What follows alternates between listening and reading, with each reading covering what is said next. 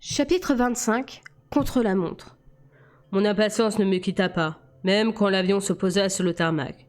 J'eus beau me rappeler que Bella était en sécurité à moins de 2 kilomètres de moi à présent, et que j'allais la revoir d'ici à peine quelques minutes, j'eus envie d'arracher la porte de sécurité et de murer dehors au lieu de devoir endurer l'interminable roulage jusqu'au terminal. Sentant mon agitation intérieure derrière ma rigidité totale, Kalaï me remémora de bouger d'un petit coup de coude. Bien que les volets des hublots soient baissés, une lumière trop violente illumina la cabine. J'avais croisé les bras, afin de dissimuler mes mains, et rabattu sur mon visage la capuche du gilet que j'avais acheté dans une boutique de l'aéroport de Seattle. Nous devions avoir l'air ridicule aux yeux des autres passagers, surtout Emmett, engoncé dans un sweatshirt trop petit pour sa carrure, à moins qu'ils nous prennent pour des célébrités quelconques qui s'abritaient derrière leurs lunettes noires et leurs capuches. Plus probablement, nous passions pour des ploucs du Nord, qui n'avaient pas la moindre idée des températures régnantes en Arizona au printemps. Je saisis les réflexions d'un homme qui pariait que nous serions dévêtus avant même d'avoir atteint l'extrémité de la passerelle de débarquement. Le vol m'avait paru d'une lenteur exaspérante. Le roulage faillit m'achever. Plus qu'un petit peu de retenue, et Bella serait là. Je l'enlèverais. Nous nous cacherons ensemble jusqu'à ce que nous ayons trouvé une solution. Cette perspective m'apaisa. Très peu. En vérité, l'avion ne mit guère de temps pour atteindre sa porte. Des milliers d'incidents auraient pu nous retarder. J'aurais dû éprouver de la gratitude que ça n'arriverait pas. Nous eûmes même la chance de débarquer à l'extrémité nord du terminal qui, en cette fin de matinée, était encore plongé dans l'ombre du bâtiment. Ça nous permettrait de nous déplacer plus vite. Pendant que l'équipage procédait aux manœuvres habituelles, mon père garda ses doigts posés sur mon bras. J'entendis la passerelle qui se déployait à l'extérieur et venait s'arrimer à l'appareil avec un bruit sourd. Les deux stewards de la première classe n'y prêtèrent pas attention, occupés qu'ils étaient à vérifier la liste des passagers. Légèrement, Caroline me bouscula de nouveau, et je me forçai à respirer. Le steward s'attaqua enfin au déblocage de la porte. Bien que mourant d'envie d'aller l'aider, je restai à ma place, encouragé par le contact de mon père. Lorsque la porte s'ouvrit en chointant, une bouffée d'air chaud se mêla à l'atmosphère rance de la cabine. Bêtement, je cherchais des traces de l'odeur de Bella, alors que je la savais trop loin. Elle se trouvait dans les profondeurs climatisées de l'aérogare, au-delà de la sécurité, en provenance de quelques parkings distants. Patience. Dès que le signal lumineux nous obligea à rester attachés s'éteignit avec un bip, nous bondîmes. Contournant les passagers, nous gagnâmes si rapidement la sortie que le steward en recula de surprise. Nous en profitâmes pour filer. Kalaï tira sur mon gilet, et je lui laissai prendre la tête de notre cortège avec réticence. Son allure, plus modérée, ne changerait pas grand-chose au timing, et il se montrerait plus circonspect que moi. Quoi que fabrique le tracker, nous devions observer les règles. J'avais mémorisé le plan du terminal pendant le voyage, à l'aide du magazine du bord. Nous étions tout près de la sortie. Encore un coup de chance. Naturellement, je ne serais pas en mesure de capter l'esprit de Bella, mais je n'aurais aucune difficulté à localiser Alice et Jasper. Ils seraient avec les autres familles, attendant leurs proches, un peu plus loin sur la droite. Conscient de rejoindre Bella, je commençais à semer mon père. Les cerveaux de ma sœur et de mon frère allaient briller dans la masse comme des projecteurs entourés de feux de camp. Je les repérais et... Soudain, la pagaille torturée des réflexions d'Alice me frappa comme un vortex, jaillissant de mer plate et m'entraînant dans son sillage. Je stoppai net, sonné, paralysé. Je n'entendis pas ce que me disait Carlyle, senti à peine qu'il essayait de me tirer en avant. J'eus vaguement conscience de son inquiétude concernant l'officier de sécurité qui nous reluquait avec substitution. « Non, c'est moi qui est au téléphone !» lança Emmett en guise d'excuse d'une voix trop forte. M'attrapant par un coude, il m'entraîna, me portant presse, tandis que je m'efforçais de marcher, avec l'impression que le sol se dérobait sous moi. Les corps qui m'environnaient me semblaient translucides. Je ne voyais que les souvenirs d'Alice. Bella, pâle et renfermée, sur elle-même, sur les nerfs. Bella désespérée, partant avec Jasper. Une illusion. Jasper tout agité cherchant Alice. Sombre, cette dernière n'entendait pas qu'il la retrouve et reniflait ses traces jusqu'à devant les toilettes pour dames. Puis, elle suivait celle de Bella, découvrait une seconde sortie, détectait un empressement suspect. Un hall bondé, un ascenseur plein, des portes coulissant sur l'extérieur, une rangée de taxis et de navettes. Les indices s'interrompaient ici. Bella s'était volatilisée. Emmett me propulsa dans l'immense atrium où, Alice et Jasper nous guettaient fébrilement, dans l'ombre d'un énorme pilier. Le soleil transperçait le toit de verre, et la poigne de mon frère me forçait à baisser la tête. Alice voyait Bella, à quelques secondes d'ici, les paupières closes, dans un taxi, fonçant sur une autoroute. Quelques minutes plus tard, une salle au mur de miroir, éclairée par des néons, au plancher en pin. Le tracker qui patientait, puis du sang. Beaucoup trop de sang. « Pourquoi ne l'avez-vous pas filée ?» sifflai-je. « À deux, c'était impossible. Elle est morte. » Je dû m'obliger à avancer malgré la douleur qui menaçait de me pétrifier sur place. « Que s'est-il passé, Alice ?» demanda Carlyle. Nous marchions en une information intimidante vers le parking où il avait garé la Mercedes. Par bonheur, le toit en verre avait cédé à la place à une architecture plus classique, nous épargnant le danger du soleil. Bien que nous soyons plus rapides que les humains, y compris ceux qui se précipitaient pour ne pas rater leur vol, notre lenteur m'irritait. Pourquoi continuer à faire semblant? Quelle importance maintenant? Ne t'éloigne pas, Edouard, m'a averti ma sœur. Tu vas avoir besoin de nous tous. Dans son esprit, du sang. Répondant à la question de notre père, elle lui tendit une feuille pliée en trois. Kayla tressaillit, puis me la passa. L'écriture de Bella. Une explication, une prise d'otage, des excuses, une prière. Froissant le papier, je le fourrai dans ma poche. Sa mère, grondai-je soudainement. Je ne la vois pas. Elle ne sera pas présente. Peut-être qu'il a déjà... Alice ne termina pas sa phrase. Elle se souvint de la voix de René au téléphone, paniquée. Bella était passée dans la pièce voisine afin de la calmer. Puis la vision avait dépassé Alice. Elle n'avait pas rassemblé les pièces du puzzle. Pas compris la chronologie. La culpabilité la rongeait. Ce n'est pas le moment, grommelai-je. Presque inaudible, Carlyle transmit les informations nécessaires à Emmett, qui s'impatientait. Lorsqu'il comprit, je perçus son impression d'échec horrifiée. Elle n'était rien, comparée à la mienne. Je n'avais pas le droit de craquer toutefois. Alice distinguait une éventualité, maigre. C'était peut-être impossible. Il était absolument impossible de nous rattrapions Bella avant qu'elle commence à saigner. Mais il existait un délai, assez grand, entre le moment où le tracker lui mettrait la main dessus et celui où elle mourrait. Je ne pouvais me permettre d'essayer de comprendre. Il fallait que je sois rapide, c'est tout. Sait-on où va? Alice me montra une carte dans sa tête. Elle était soulagée d'avoir déniché les informations les plus importantes à temps, après sa première vision, mais avant le coup de fil de René. Bella l'avait enseigné sur l'endroit où James avait choisi d'atteindre. À une trentaine de kilomètres d'ici, un trajet presque tout en autoroute qui n'exigeait que quelques minutes. Les minutes que Bella n'avait pas. Ayant dépassé la zone de réclamation des bagages, nous atteignîmes les ascenseurs. Des groupes de voyageurs avec des chariots patientaient. D'un même mouvement, nous gagnâmes les escaliers, déserts.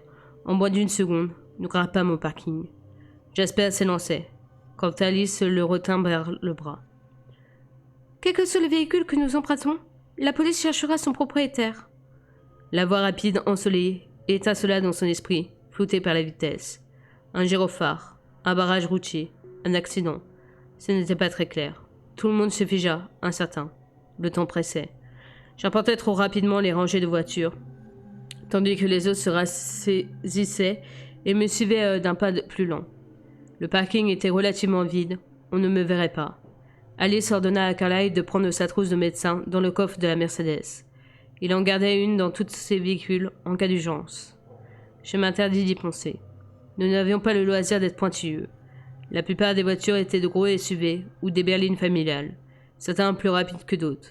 J'hésitais entre deux sportives, une Ford Mustang et une Nissan 3050Z, quand les effets d'une odeur inattendue me parvinrent. Du protoxyde d'azote. Alice devina aussitôt ce que je cherchais. Je meurais au fond du parking, juste là où le soleil tapait. Quelqu'un y avait garé une Subaru WRX STI, trafiquée que pour être plus puissante, loin des ascenseurs, afin d'éviter qu'on enraye la peinture. Une peinture hideuse. Des bulles orange vives, grosses comme ma tête, s'échappaient de ce qui ressemblait à de la lave violette en fusion. En un siècle, je n'avais pas vu de carrosserie aussi ostentatoire. Mais elle était en parfait état. Clairement, le bébé dorlotait d'un dingue de bagnole. Rien n'était de série. Tous les équipements étaient conçus pour la course. Des prises d'air avant à l'énorme aileron arrière. Les vitres étaient si noires qu'elles ne devaient pas être légales, même ici, dans ces contrées ensoleillées. La vision d'Alice se précisa. Elle surgit à mon côté, brandissant une antenne volée à une autre voiture. Elle l'écrasa afin de la modeler en un crochet, Il faut sauter les serrures avant même que Jasper, Emmett et Carlyle, sacoche à la main, nous rejoignent. Me penchant sur le volant, j'arrachai le revêtement de la colonne de direction et tendis les fils pour les rassembler. En plus du levier de vitesse classique, il y en avait un second, sur le pommeau duquel apparaissaient 2 boutons, rouges étiquetés Gogo 1 et Gogo 2. J'appréciais l'amour du propriétaire pour la vitesse, à défaut de son sens de l'humour. Il ne restait plus qu'à espérer que les bonbonnes d'azote étaient pleines. Le réservoir d'essence l'était aux 3/4, ce qui me suffisait amplement. Tout le monde s'installa, mes frères et ma sœur derrière, Carlyle sur le siège passager. Le moteur ronronna, je reculai. Nous filâmes le long de l'immense parking en direction de la sortie, sans que personne essaie de nous arrêter. J'enfonçai le bouton de chauffage du tableau de bord. Il faudrait un moment pour que l'azote se liquéfiait. « Donne-moi 30 secondes d'avance. » Ok. La sortie se faisait par 4 étages de rampe à spirale, à mi-chemin. Je rattrapais une Cadillac Escalade comme prévu par Alice. Je n'eus d'autre choix que de lui coller aux fesses et d'en effrayer le chauffeur en klaxonnant longuement. Bien qu'Alice ait vu que ça ne servait à rien, je ne pus m'en empêcher. Nous débouchâmes sur l'aire de péage inondée de soleil. 2 des 6 voies étaient vides. L'escalade empruntant la plus proche, j'étais déjà à la plus éloignée. Une fine barrière aux rayés rouges et blancs interdisait le passage. Avant que j'aie envisagé de la défoncer, Alice me hurla mentalement. « Si la police nous prend en chasse maintenant, nous n'y arriverons pas. » Mes doigts agrippèrent trop fort le volant orange fluo. Je m'obligeai à les détendre et stoppai. Carlyle s'empara du ticket de stationnement coincé derrière le pare-soleil et me le tendit. Alice me le faucha, conscient que j'étais capable de défoncer la machine. J'avançai un peu pour permettre à Jasper de payer à l'aide d'une des cartes anonymes que nous utilisions tout le temps. Il avait tiré sa main jusqu'à ses doigts, et il n'eut qu'une légère étincelle lorsqu'il introduisit la carte dans le lecteur. Je me concentrais sur la barrière, comme s'il s'agissait d'un drapeau à damier. Dès qu'elle se lèverait, la course débuterait. La machine émit un bip. Jasper appuyait sur un bouton, la barrière se leva, j'enfonçai l'accélérateur. Je connaissais le chemin. Alice l'avait vu, ainsi que les éventuels obstacles qui se dresseraient devant nous. En milieu de journée, la circulation était assez fluide, mais il y avait des blancs dans le scénario. En 12 secondes, je fus en 6e vitesse. À partir de là, je n'avais plus l'intention de rétrograder. Si la première partie de l'autoroute fut relativement déserte, une bretelle la rejoignit un peu plus loin. Pas le temps de déclencher l'azote. Et je pris la file de gauche pour éviter les véhicules entrants. À la décharge de l'Arizona et de sa luminosité ridicule, les routes étaient exceptionnelles. Si larges voies avec de chaque côté des bandes d'arrêt d'urgence, assez vastes pour donner l'impression qu'il y en avait 8. J'utilisais celle de gauche pour doubler 2 pick-up qui se traînaient. Le paysage était plat et brûlé, sans endroit où s'abriter, avec un ciel pâle aux allures de dôme qui paraissait presque blanc dans la chaleur torride. Toute la vallée s'offrait au soleil, comme de la nourriture sur un grill. Quelques arbres rachitiques pareils à des brindilles et s'approchant à l'envie constituaient le seul reflet sur ces étendues de gravier. Je ne vis pas la beauté dont Bella avait parlé. Je n'avais pas le temps de m'y intéresser de toute façon. Je roulais à 190, j'aurais sans doute pu monter jusqu'à 240, mais je ne voulais pas trop pousser le moteur. Gonflé à ce niveau, il devait être sensible et peu stable. Je me fiais aux indicateurs de niveau d'huile et de température, et écoutais attentivement le bruit de la mécanique. Le gigantesque pont qui allait nous conduire vers le nord s'arrondissait devant moi. Il était à une seule voie, mais avec une grande bande d'arrêt d'urgence. Je traversais d'un seul coup toute l'autoroute vers la sortie. Quelques voitures s'écartèrent sous l'effet de la stupeur, sauf que j'étais déjà loin quand leur chauffeur réagirent. Alice vit que la bretelle n'était pas tout à fait assez large. « Jazz, grognai-je, je vais plus pouvoir utiliser les rétros extérieurs. Tu t'en occupes ?» Lui et Alice se tortillaient pour regarder sur les côtés et devant. Leur esprit me dessinèrent la route avec un bien meilleur angle de vue que les rétroviseurs. Je dépassais tous les véhicules en ralentissant à 160. Mâchoire crispée, serrant le volant, j'ai raflé un gros van dans un crissement de tôle, perdant au passage mon rétroviseur gauche sur sa carrosserie et explosant le droit sur le parapet en béton. Bella courait maladroitement sur un trottoir chauffé à blanc. Du moins, elle ne tardait pas. « Tiens-toi au trajet, Alice, » rondai-je. « Désolée, j'essaie. » La panique infectait ses réflexions.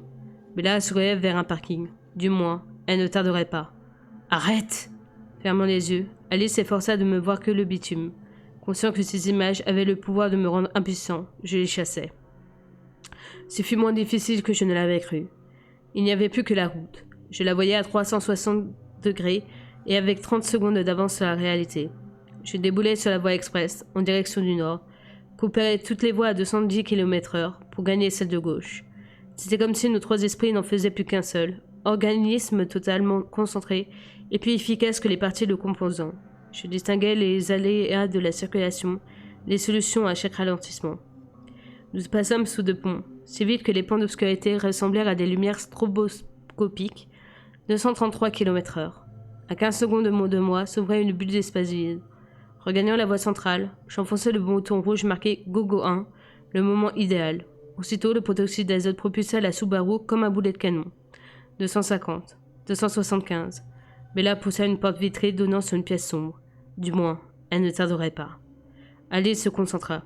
Étonnée, elle aussi par la facilité avec laquelle elle y parvint. Elle songea brièvement à Jasper, et je compris. Il était plein de ressources. En temps de paix, il avait du mal, mais en temps de guerre, il en utilisait des insoupçonnés. Il partageait avec nous deux son esprit belliqueux, comme il avait fait pour canaliser ses armées de nouveau-nés jadis. Dans cette situation très différente, ça fonctionnait à merveille. Nous fusionnons en une machine ultra performante, donnant la charge. Le coup de boost de l'azote s'estompait déjà. 240. Je guettais une prochaine occasion. « Ils sont en train d'installer le premier barrage !» m'avait-il Alice. Nul ne s'en inquiéta. Les flics étaient trop proches. Nous serions passés avant qu'il ait fini de bloquer la route. « Et le deuxième ?» Elle m'indiqua au-dessus de sa carte mentale, assez loin pour que ça pose un problème, mais avec une autre fenêtre de grande vitesse dans 4 secondes. Je réfléchis tandis que ma sœur me montrait la suite. Bien que le temps presse, nous allons devoir changer de voiture. Distrait, j'ai appuyé sur la touche Google 2. La Subaru accéléra docilement. 275. 290. Alice me propulsait un choix de véhicules disponible. La Corvette serait trop petite, et nos poids conjugués en réduiraient la vitesse à néant. Je rejetais plusieurs autres possibilités. Soudain, Alice détecta une moto noire, BMW S1000RR, qui atteignait les 350 km/h. « C'est impossible, Edouard !» L'image de moi chevauchant ce monstre magnifique fut si tentante que je n'écoutais pas. « Tu auras besoin de nous tous !» Tout à coup, ce cerveau fut plein de clichés sanglants et désordonnés, de cris humains et inhumains, de crissements de métal arrachés.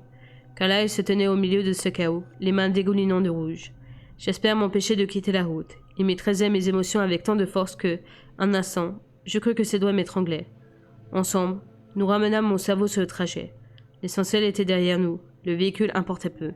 Alice lista des SUV, des berlines et des minivans. Là, une Porsche Cayenne Turbo, flambant neuve, pas encore immatriculée, vitesse de pointe 300, un autocollant sur la lunette arrière, 2 filets et 3 chiens. Une famille nous ralentirait trop. Alice décrypta la future proche. Par chance, seule la conductrice queue de cheval et petite trentaine était à bord. Ma sœur ne voyait plus Bella sur le trottoir. Cet épisode appartenait maintenant au passé, comme le parking. Elle était à l'intérieur, avec le tracker. Jasper m'obligea à me concentrer. « Nous changerons de voiture sur le prochain pont », annonçai-je. Alice distribua les rôles d'une voix aiguë et un débit plus rapide que les battements d'ailes d'un colibri. Carlyle fouilla dans sa sacoche. Emmett banda les muscles machinalement.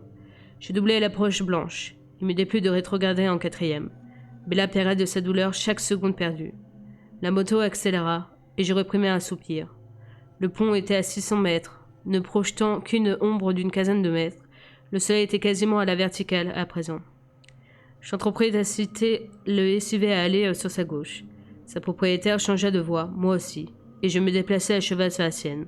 Elle ralentit, j'imitais. Alice m'aida pour le timing. Je me déportai encore et freina brusquement. La Porsche n'eut d'autre choix que de faire pareil. Juste derrière nous. La Corvette déboîta en klaxonnant. Les autres véhicules dévièrent tous sur la droite pour nous éviter. Nous nous arrêtâmes à la limite de l'ombre. Nous descendîmes de la Subaru, d'un même mouvement, dévisagés par les curieux qui y passaient. Furibonde, la conductrice de la Cayenne sortit également en agitant sa queue de cheval et en fronçant les sourcils. Carlyle se précipita sur elle, lui donnant une seconde pour songer que l'homme le plus beau qu'elle n'ait jamais croisé venait de l'obliger de s'arrêter sur l'autoroute avant qu'elle ne s'effondre dans ses bras. Elle ne dut même pas sentir la piqûre. Carlyle déposa soigneusement son corps inerte derrière leur remorque de sécurité. Je m'installai au volant.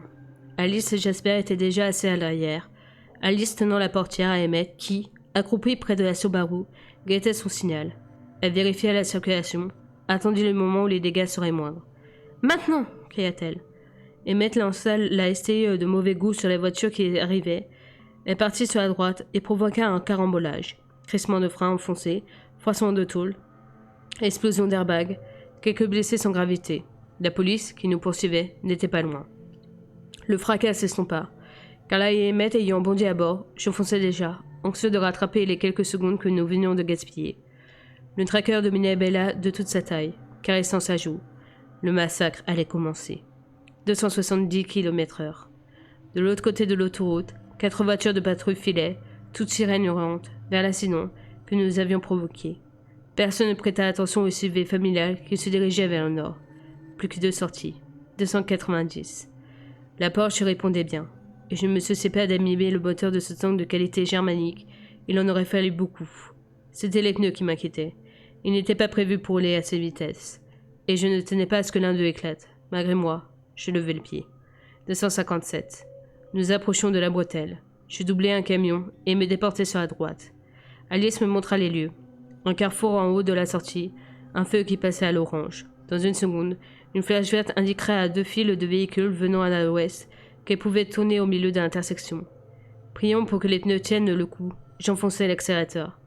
270. Nous escaladâmes la bretelle sur l'étroite bande d'arrêt d'urgence gauche, frôlant les voitures arrêtées au feu. Je tournai à gauche en grillant ce dernier. Notre train arrière chassa, manquant d'aboutir la glissière de sécurité. En face, les véhicules autorisés à bifurquer étaient à mi-chemin du croisement. Je n'avais qu'une chose à faire, poursuivre sur ma lancée. Je passai un cheveu de la Lexus qui ouvrait la marche. Cactus Rose se révélait plus compliqué que l'autoroute. Seulement 2 voies, avec des allées de jardins donnant au-dessus et des dizaines de rues résidentielles perpendiculaires. 4 feux de signalisation entre nous et la salle au miroir. Alice vit que nous en aurions de rouge. Un panneau de limitation de vitesse 60 km/h file derrière les vitres. 50-90. La rue avait quand même un petit avantage. Sur presque toute la longueur, une voie centrale avec des flèches directionnelles pour les bifurcations. Bella rampait sur le parquet en pin. Le tracker leva la jambe. Alice se concentra, mais mon esprit se cabra, et, un instant, je fus de retour dans ma Volvo à force, à ruminer des idées suicidaires. Emmett n'accepterait jamais. Jasper, lui seul ressentirait ce que je ressentirais. Si ça se trouve, il souhaitait m'éliminer pour échapper à la souffrance. Il était plus probable qu'il fût, refusant de blesser Alice. Ça me laissait le long voyage en Italie. Jasper effleura ma nuque de ses doigts. Mon angoisse en fut comme anesthésiée. Je réussis à foncer sur la laisse centrale, sans devoir m'arrêter pendant plus d'1 kilomètre, me rabattant dans le sens de la circulation au premier feu vert. Le prochain croisement approchait rapidement. La voie centrale indiquait une possibilité de tourner à gauche, et 3 voitures patientaient. Celle autorisant à aller sur la droite était vide. Je m'y engouffrai, évitant de justesse une moto en montant sur le trottoir pendant 1 seconde, du temps pour ne pas perdre le contrôle de la Porsche. Coup d'œil au compteur, 128, inacceptable. Je franchis un nouveau feu. Par bonheur, des conducteurs n'ayant vu arriver me cédaient la place et réintégraient l'allée centrale. 175. Le carrefour suivant était plus grand et 2 fois plus encombré. Donne-moi toutes les possibilités, Alice.